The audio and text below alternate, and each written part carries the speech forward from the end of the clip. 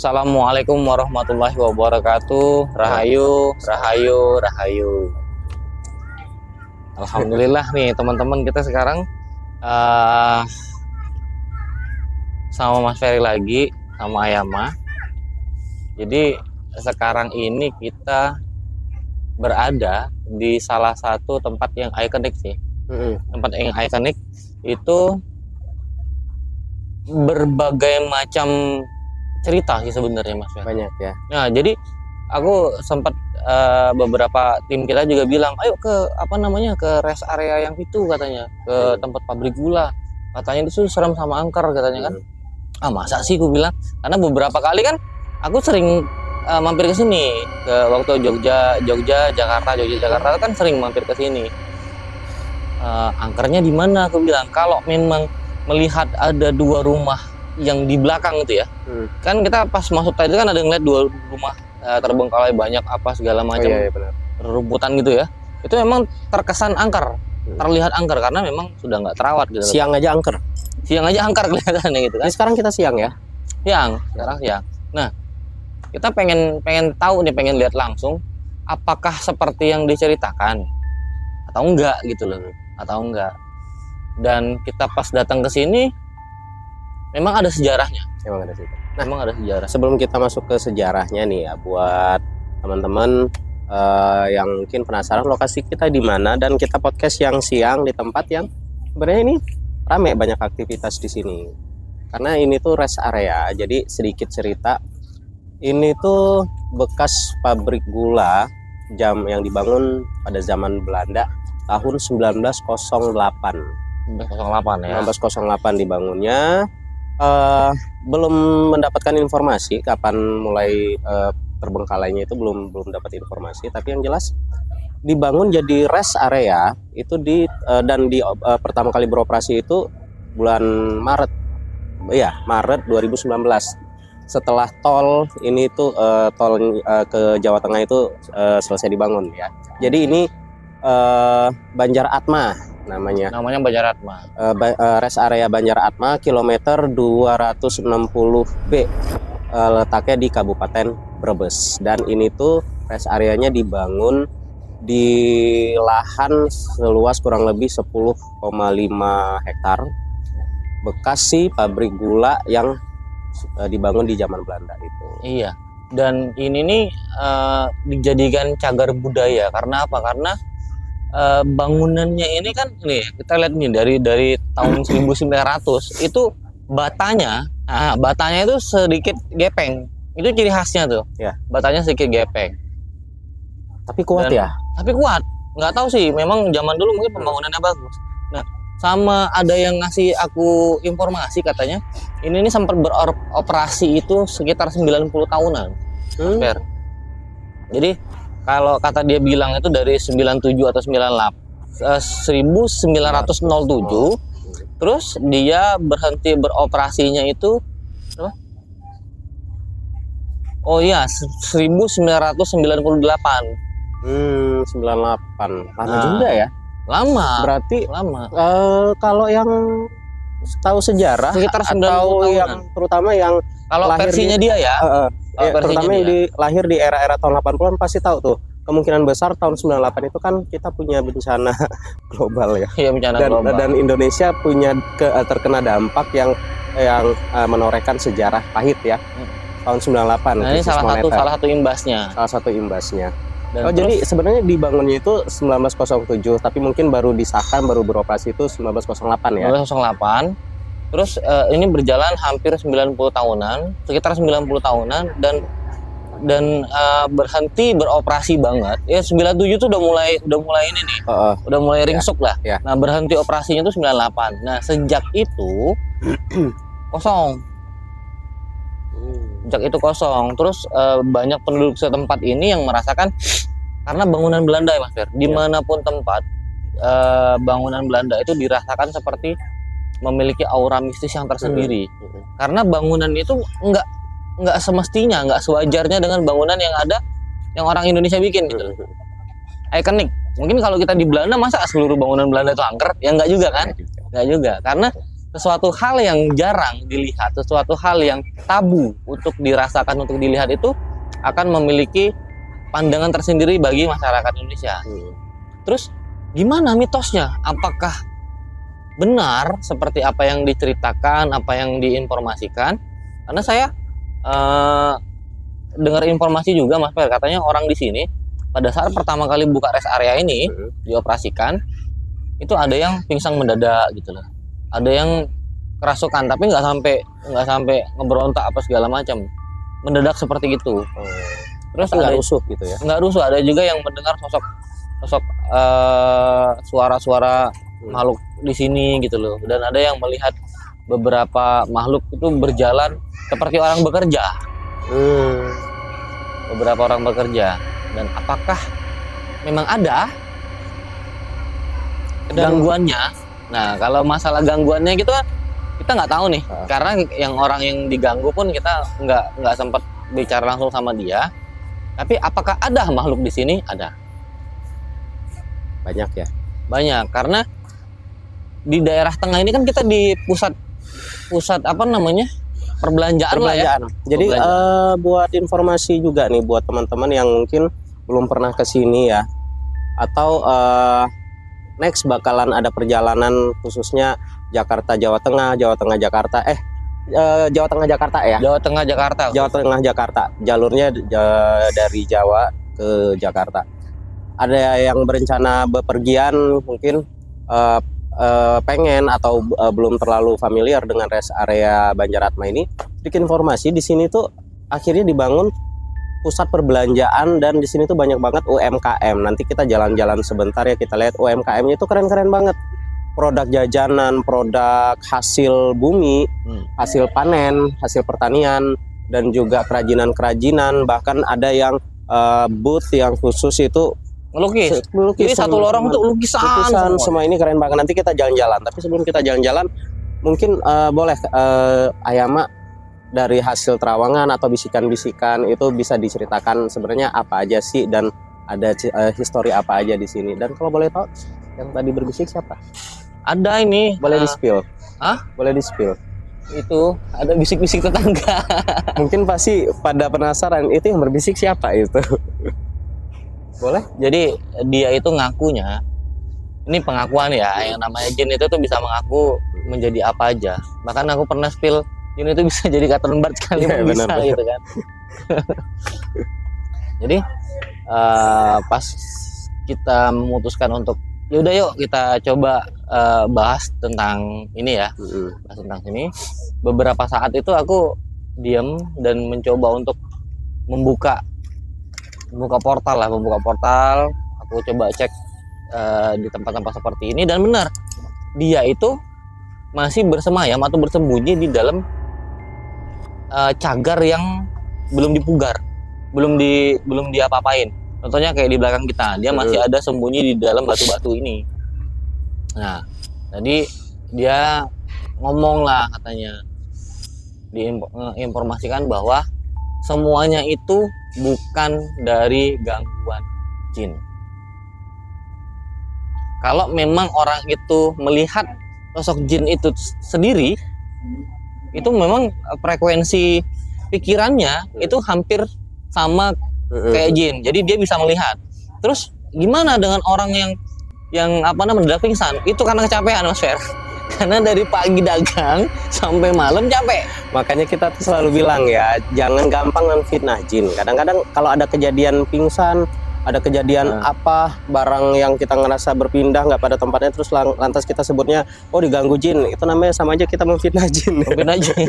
Padahal terkadang ada yang ya seperti tadi, mungkin kalau barang berpindah belum tentu, siapa tahu misalkan salah naro, atau yang tadi Ayam bilang pingsan karena kecapean kerja gitu, kecapean berdagang. Nah kalau misalkan yang kondisi tiba-tiba ngelihat penampakan jin dan sebagainya, bukan berarti nggak melulu jinnya itu emang sengaja pengen nampakin diri ya. Tapi bisa jadi karena emang manusianya sendiri pada saat itu frekuensinya sedang berada di mendekati frekuensi. Logikanya gini aja, Mama nih, saya lagi duduk situ, Mas Peri ngeliat, wah gitu kan, Mas Peri gitu, terus langsung kaget, lah lu yang lihat kok jadi yang salah gua gitu. Bener. Logikanya sih gitu. Nah terus kalau di spill siapa sosok ini, namanya itu Bayu apa gitu, namanya siapa sih? Oh nggak mungkin, namanya dia ngakunya Bayu Rangkabumi. Namanya berat banget, tapi dia penduduk ngakunya itu pekerja yang pada saat pabrik ini masih beroperasi. Si Jin ini ngakunya itu, saya dulu bekerja di sini kata dia. Padahal aku tahu kamu itu Jin, ngaku-ngakunya jadi manusia gitu. Ngambil perawakan itu ya. Ngambil perawakan si Mas Bayu nih, tapi nggak apa-apa. Ya nggak apa-apa, yang penting informasinya. Makasih Mas loh Bayu. Dia informasinya persis ya. di sini loh. Yang paling tinggi ini. Jadi ada di sini. Perawakannya ya. Kalau saya nggak salah, berasanya itu muda. Ya, kalau untuk pekerja kulitnya terlalu bersih loh. Iya, terlalu bersih. Nggak mungkin perawatan. Karena mandor dia. Oh. Dia mandor. Bersih. Cakep loh Mas ini. Tampilannya. Makanya namanya dikasih, dia mengakunya sebagai Bayu. Karena nama Bayu itu tuh biasanya ganteng-ganteng. Mungkin dia dari kebanyakan orang yang datang ke sini, wah Bayu aja lah gua gitu kan. Atau mungkin zaman dulu memang ada sosok manusia yang bernama Bayu. Mungkin ya, kita nggak tahu. Perawakannya ya seperti yang kebayang sama dirimu. Ya, lanjut, ayo Pak. Dan dia bilang seluruh makhluk di sini banyak, ratusan makhluk yang ada di sini, dan semuanya itu tidak mengganggu aktivitas yang terjadi di sini, karena pada saat pembangunan ini itu sudah dibacakan ayat-ayat suci, sudah didoa-doakan. Itu yang pernah kita bahas, kita hidup berdampingan. Jadi nggak melulu kita berdampingan lantas hidup kita jadi diteror, dihantui, diganggu. No. Bisa aja benar-benar berdampingan meskipun mereka jumlahnya banyak banget di sekitar kita, tempat tinggal kita atau tempat kita kerja, tapi bisa jadi juga ya benar-benar berdampingan banget. Iya. Dan saling ini ya, saling adem ayem, tentrem, yang penting saling menghormati. Iya, benar seperti itu. Nanti kita coba untuk jalan-jalan lah sini ya. Kita coba jalan-jalan. Jadi kita mau lihat UMKM yang ada di sini. Kita tadi tuh udah nyobain makanan sih. Udah cobain makanan. Ada makanan favorit gua sih. Apa tuh? Ayam pop. Ayam pop ya. Iya, ayam pop. Ya, kebetulan ada simpang raya di situ. Dan tadi ada banyak kerajinan tangan kayak kendi-kendi gitu loh, Mas. Banyak banget. Ada kendi-kendi, ada telur. Khasnya Brebes ya. Brebes. Telur asin. Ada telur asin. Pokoknya banyak banget, nanti kita bakalan kasih spill ya, ada UMKM apa aja di sini. Betul, ada UMKM apa aja di sini. Jadi buat yang lagi melintas di sini itu kalau mau belanja oleh-oleh di sini bisa banget. Bisa banget. Dan harganya kayaknya terjangkau sih. Kayak sekelasnya rest area lah seperti itu. Dan yang pasti membantu kemajuan UMKM di negara sendiri. Betul. Jadi masyarakat di sini terbantukan dengan adanya rest area ini. Apalagi Mas Fer, kalau seandainya musim libur ya, musim anak-anak libur sekolah. Waduh, ini rame, ada ketulung-tulungan ini. Kebayang lagi pada saat harus mudik. Ini karena kan di tengah-tengah nih antara Semarang dan Jakarta, ya. Di kilometer 260 gitu. Jadi mungkin kita bisa bisa lihat, nanti kita kasih lihat ini di sini tuh ada apa aja, terus ada oleh-oleh apa aja, jajanannya, terus ada hasil keseniannya apa aja. Boleh ya. Jadi kita nggak melulu ngomongin soal jin ya. Nggak melulu ngomongin soal jin sih, karena gini juga ya. Apa sih? Nggak semuanya salah jin. Yang penting saling menghormati, kita hidup berdampingan dengan mereka. Nih gue potong dulu nih, sorry ya, gue potong dulu. Dia itu tadi berterima kasih, mungkin dia nggak sempat ngomong sama orang yang di sini. Padahal ada kuncinya di sini. Dia berterima kasih untuk tempat-tempat yang dijadikan cagar budaya itu tidak dibongkar, itu masih jadi tempat persemayaman mereka. Jadi mereka berayam di situ, ya nggak diusir-usir banget lah kasarnya itu. Nah, diusir banget. Gue tuh inget banget Ayama dulu banget pernah cerita. Waktu kita penelusuran, Ayama bilang gini, kalau kita berada di tempat terbengkalai, tempat angker, kalau misalkan mau kita fungsikan kembali jadi tempat apalah itu, entah tempat usaha, entah tempat mungkin seperti ini, nggak harus kita usir dia kemana gitu loh. Ingat Nggak banget dong. ayah mah pernah bilang gitu, ya udah kita tertibkan aja. Nah iya, dibariskan, Dibariskan. kita tertibkan, bener. Jadi nggak ini apa namanya, contoh lah kayak Kampung Gajah. Ya, Nah jadi di Kampung Gajah itu kan yang dulunya itu dijadikan tempat wisata, kosong nih, mulai langsung beredar segalanya, beng informasi ini ada itu segala macam. Dulunya nggak ada, ya. Benar. sebelum jadinya wisata itu nggak ada. Nah ada isu horor dan mistis itu ketika bangunan-bangunan yang dibuat oleh manusia itu jadi lusuh, banyak ditumbuhin binatang-binatang, banyak ditumbuhin binatang-binatang, banyak ditumbuhin pepohonan-pepohonan ya yang merambat gitu, tumbuhin binatang lagi. Dan dihuni binatang yang Dihuni mungkin binatang, bentuknya siluman juga jadinya banyak ya. Siluman banyak. Jadi dia itu, jin itu sebenarnya sudah mengalah loh sama kita. Jadi ketika ada manusia di sini yang dijadikan khalifah di muka bumi ini, dia mengalah, dia melipir karena manusia kan punya keterbatasan, Mas. Ya. Nggak semua manusia bisa terbang dengan cepat. Tapi kalau jin kan bisa. Ya udahlah, dia melipir ke gunung, ke mana segala Nah, itu macam. pernah juga itu kita bahas. Iya, sebenarnya kita kondisikan aja. Jadi kalau seandainya dari teman-teman ada yang punya, Mas, saya punya pabrik, Mas. Tapi pabrik itu angker banget. Tapi saya punya modal mau bikin apa pabrik itu? Yuk, mari sama-sama. Bismillah kita jalanin. Bisa kok. Sebagai manusia juga kita nggak boleh egois. Kita mau memfungsikan kembali suatu tempat yang sudah lama terbengkalai dan punya rumor-rumor horor yang mengerikan, kelam. Nggak lantas pada saat mau kita fungsikan kembali, kita usir mereka kemana nggak? Contohnya di sini ya. Ini sebenarnya ini punya pesan moral yang baik banget ini. Buat manusia, buat jin. Pada akhirnya di sini difungsikan kembali, rame. Apa ya namanya, maksudnya kesan horornya tetap dapet, tapi bukan sesuatu yang negatif. Jujur, ayam gue sendiri masuk ke sini tadi ngeliat, oh ya, di sini banyak penghuni apa segala macam. Tapi kalau dibilang takut, enggak. Makanya tadi ayam sempat nyampein, mereka sendiri pun berterima kasih karena cagar budaya ini tetap terpelihara dan mereka yang ada di sini itu nggak diusir. Jadi ada dua unsur di sini, Mas Per. Unsur wisatanya ada, terus unsur apa namanya perkembangan ekonominya ada. Dapat semua nih. Bagus banget loh, ini Bagus bisa banget. jadi contoh yang positif banget. Iya, bisa jadi contoh positif. Dan nggak perlu ini sih, nggak perlu. Ini aku sering bilang sih, jangan jadi marketingnya setan. Iya, maksudnya marketingnya setan gini. Selalu beranggapan bahwa setan itu hal yang menakutkan, bahwa setan itu sosok yang menyeramkan. Oh, enggak loh teman, bener. Setan itu musuh yang paling lemah. Itu udah dijelaskan di Al-Quran, dijelaskan itu musuh yang paling lemah dan musuh nyata dan paling lemah. Ya, terus kalau lemah kita takut gimana gitu? Kebanyakan mungkin takut karena apa ya, mindsetnya udah termindset itu, tertanam itu penampakan yang serem-serem gitu. Iya. Hati-hati loh yang cewek-cewek kalau misalkan ngelihat Mas Bayu nanti naksir. nggak semua jin itu tuh punya penampakan yang serem, nggak semua.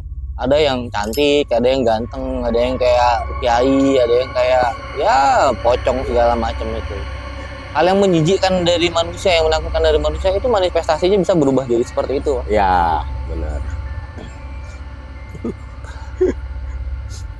Tapi ngomong-ngomong ini sendiri jajan-jajanan ini booth-boothnya ini sampai malam nggak sih? Karena kan kalau rest area kan pasti harusnya beroperasi 24 jam ya. Sampai malam. Sampai malam. Aku pernah di sini tuh jam 3 subuh. Jam 3 subuh. Jam 3 subuh. Dan ini booth-booth UMKM-nya tetap buka. Buka. Wow. Mereka kan 3 shift ini. sisipan, shift ini. keren. Cuma ada beberapa tempat yang memang tutup di apa namanya di jam tersebut. Tapi untuk ngisi perut ada, tapi Selalu ada ya namanya ada. rest area. Asli sih gue pengen banget someday kesini tuh pas kondisi malam. Kondisi malam. Malam lebih terkesan agak lebih horor. Jadi kalau Kalau yang orang yang penakut banget ya dengan hal-hal seperti itu, ke toilet pun nggak temenin kalau di sini. Bener. Karena menurut dia ini menyeramkan. Apalagi ini pabrik gula Belanda, begini begitu gitu kan. Apalagi yang suka dengerin cerita horor pasti sering banget denger ada pabrik gula terbengkalai yang sebenarnya itu urban legend tahun berapa gitu dan sempat berhenti beroperasi terus beroperasi lagi gitu. Pasti mikirnya apa jangan-jangan ini nih, gitu. Pasti kayak gitu sih. Logikanya gini aja teman-teman, kalau takut seperti itu ya, takut sama setan ya, jangan bilang takut sama jin, karena jin itu juga ada yang baik dan ada yang muslim. Takut sama setan, setannya ada dua nih, setan yang berupa jin, setan yang berupa manusia. Kalau aku lebih takut setan yang berupa manusia loh, yang manusia kesetanan. Nah itu lebih takut lagi. Banyak manusia yang kayak setan. Terus kalau jin yang kesetanan, dia itu nggak bisa membunuh kita, Mas Per. Maksudnya jin datang mencekik gitu tuh yang kayak di film-film itu nggak ada. Coba deh cari googling atau cari siapapun yang pernah saya itu mati dicekik sama jin. Aku belum pernah dengar. Kalau kejadiannya di alam mereka bisa. Kalau kejadian di alam mereka bisa. Dan atau manusia itu mati karena jin tapi lewat bisikan-bisikan bisa juga. Iya, jadi psikis yang diserang. Ya. Nah itu serangan dahsyat. Itu sangat-sangat dahsyat. Kalau di film-film kan gitu ya, dicekek sama setan, dicekek sama pocong, itu pocong susah juga kali ya mau ngeluarin tangannya. Jadi tangan masa ya kayak gini-gini atau nanti pocongnya giniin apa barang tuh terbang gitu terus kena kepala. Perlu disclaimer juga ya, kita bukan menghina yang si sosok-sosok tadi itu ya, cuman sosok tersebut kalau untuk menjadi ditakuti itu lucu kalau menurut kita. Karena gini, masalahnya dengan sajian-sajian yang seperti itu akhirnya banyak orang tuh termindset tadi. Iya. Jadi kayak dalam kepalanya itu yang bikin takut tuh kayak gitu tiba-tiba gitu kan. Sampai yang kadang-kadang ke hotel gitu kan, jujur awal-awal gitu, terutama waktu masih keluar dari karantina ya, satu manajemen gitu kan ya, biasanya kita tuh kalau keluar kota tuh tidur sekamar berdua gitu-gitu kan. Tapi kalau kita dulu waktu ber-12, gue sih seringnya dapat kamar sendiri karena dianggap dulu sama manajemen sama teman-teman tuh yang paling berani katanya. Diki dulu pernah ngomong kayak gitu. Nah banyak teman-teman tuh yang gitu loh, begitu nyampe di hotel lihat kamar mandi bathtub, wah itu kesannya udah, karena apa, terlalu banyak adegan horor ya di film-film yang ada di kamar mandi yang ada bathtubnya. Lagi mandi di ground, di cakar atau apa gitu kan. Itu tadi yang mindset yang tercipta dari adegan-adegan film dan lain sebagainya. Sementara kadang-kadang kita tuh malah nggak sadar bahwa sebenarnya kita udah ngalamin teror atau gangguan-gangguan dari bangsa halus seperti itu. Tapi kita nggak sadar karena caranya ternyata bukan seperti di film. Iya benar. Karena kalau aku sih gini menyikapinya, Mas Per ya. Jadi marketing setan yang ku maksud itu adalah orang yang mempublikasikan melalui media sosial dengan sosok-sosok yang menakutkan. Wah ada setan, wah langsung kabur buruk, lari terbirit-birit apa segala macam, takut sama setan. Nah itu salah satunya seperti itu marketing setan kalau menurut aku pribadi ya. Nah kalau pembuatan video atau pembuatan film yang itu murni entertainment, mereka bersifatnya kayak ada film horor segala macam, ya ini murni entertainment gitu kan, murni entertainment untuk menghibur dan menaikkan adrenalin yang nonton. Nah kita secara pribadi itu harus bijak menyikapi, wah ini kayaknya buat, kalau aku pribadi ya ini buat naikkan adrenalin, supaya kan ada kesan tegangnya, ngagetin itu kan. Nah yang ngagetinnya itu tuh yang aku masih nggak bisa sampai sekarang, Mas. Terus terang, kalau seandainya ada sosok jin langsung gitu, masih kaget aku. Iya pasti masih kaget. Ayama aja yang kayak gini tuh masih kaget gitu, apalagi gua gitu, apalagi orang yang mungkin jarang-jarang banget bisa ngeliat gitu. Contoh ya Ayama, gua pernah dulu jalan malam-malam kan, gua orang suka iseng ya, malam-malam jalan ke tempat yang sebenarnya nggak pernah gue lewatin gitu kan. Eh, Gue iseng jalan kaki gitu kan, pakai Google Maps, dan tiba-tiba nyampe ke satu tempat yang masa sih di sini ada jalan gitu loh. Dan tiba-tiba lagi kayak gitu di depan itu ada sosok yang begini ngebelakangin gue, terus kayak sesak nafas kayak gitu. Itu gue langsung lemes, itu gue langsung merinding, langsung lemes, cabut gitu. Gue cabut. kaget karena hal yang ngagetin itu ya masih bisa kerasa sampai. Benar, istilahnya kalau di film itu jump scare ya, yang kayak gitu. Iya, ya walaupun udah sering bersinggungan dengan yang namanya makhluk jin ya. Kalau dia ngagetin ya tetap kaget, Mas. Waduh, Buset dah. ini dia minta rokok ya. Ntar. Aduh. Jadi kita habis ini mau coba bukan nyoba narik si sosok jinnya, enggak, tapi kita mau memperkenalkan. Ya. Ini loh yang ada di sini gitu loh. Boleh sok. Karena kalau sekarang ini kan yang terlihat cuman ini doang kita, Mas Fer. Cuman kita dan bangunannya. Nah, baru tadi mau bilang, coba Ayah Mak lanjut lagi, kira-kira ada informasi apa lagi nih di sini? Informasi. Mau nanya apa? Apa aja? Atau mungkin dari dia ada yang harus sampaikan? Masih nggak dia? Yuk. Atau mbaknya, nggak apa-apa. Nah, mbaknya ini Soko. Ada mbaknya itu. Lu pernah tahu petani Jawa nggak sih, Mas? Ya, Petani Jawa yang pakai topi, yang dia masih pakai apa caping, namanya? Apa? caping. Masih ke sawah itu pakai kain gitu loh, pakai baju itu namanya kemben atau kebaya apa gitu? Kemben sih. Kemben ya. Kok orang jin di sini cantik-cantik ya? Iya. Cantik ini. Kulitnya eksotis ya. Coklat-coklat tapi manis, ayu. Masih muda juga perawakan. Oh, nggak ada, tapi cuman dia menginformasikan sebagian besar di sini. Jadi di kalangan jin itu, Mas Fer, ada juga ustadznya. Jadi ustadznya itu sering berkelana untuk menyebarkan agama Islam. Nah, sebagian besar di sini sudah Muslim katanya. Kalau bisa katanya masjid yang di sana itu jangan selalu dijadikan tempat tidur. Oh ya, mungkin kemikirnya ya kita ya manusia ya.